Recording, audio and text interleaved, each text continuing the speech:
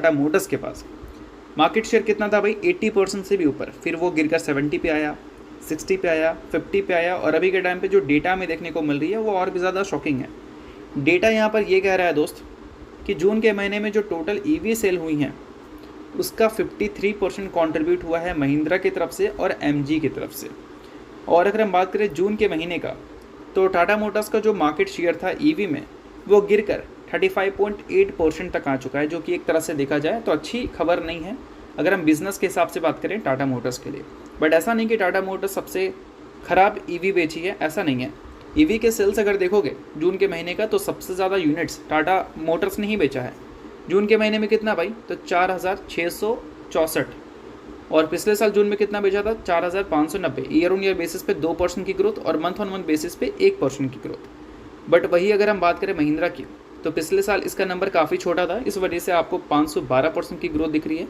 और एमजी का नंबर भी छोटा था, छोटा तो नहीं बोल सकते, ठीक ठाक बोलो आप उसको, उसके भी ईयर ऑन ईयर बेसिस पे लगभग 167% की ग्रोथ हमें देखने को मिल रही है। तो टाटा मोटर्स स्टार्टिंग में काफ़ी अच्छा बिजनेस तो की थी, क्योंकि स्टार्ट इसने सबसे पहले किया था।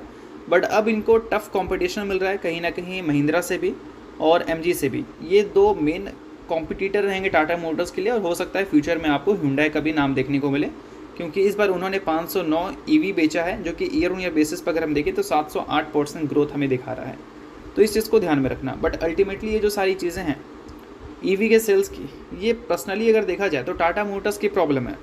बट जब हम बात करते हैं मंथ ऑन मंथ बेसिस पे कि कौन सी कंपनी ने मंथ ऑन मंथ बेसिस पे अच्छा किया है, तो किसी भी कंपनी का परफॉर्मेंस देखकर आप ये नहीं बोलोगे कि वाह क्या परफॉर्मेंस है। किया का नंबर तो काफ़ी छोटा है, इस वजह से उसको हम नहीं देखेंगे।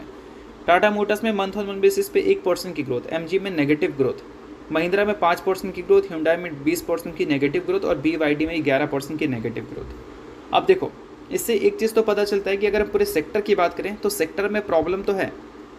तो इस वजह से जितनी भी कंपनी है वो मंथ ऑन मंथ बेसिस पर अच्छी ग्रोथ रिपोर्ट नहीं कर पा रही है। बट जब हम बात करते हैं मार्केट शेयर लूज़ करने की, तो वहाँ पर हम सेक्टर को दोष ना देकर कंपनी को दोष देंगे कि कंपनी में ही प्रॉब्लम है, तभी ऐसी चीज़ें हमें सुनने को मिल रही है। तो इस चीज़ को टाटा मोटर्स पे बोल सकते हैं, टाटा मोटर्स को ध्यान रखना चाहिए कि मार्केट शेयर उनका डाइल्यूट ना हो, और मार्केट शेयर अगर डाइल्यूट होते हैं तो कहीं ना कहीं बिजनेस करने में उनको ही प्रॉब्लम आ सकता है, जो कि ऑलरेडी पिछले 1 साल में भी दिख रहा है कि बिजनेस में कंपनी स्ट्रगल तो कर रही है इंडस्ट्री के स्लोडाउन की वजह से।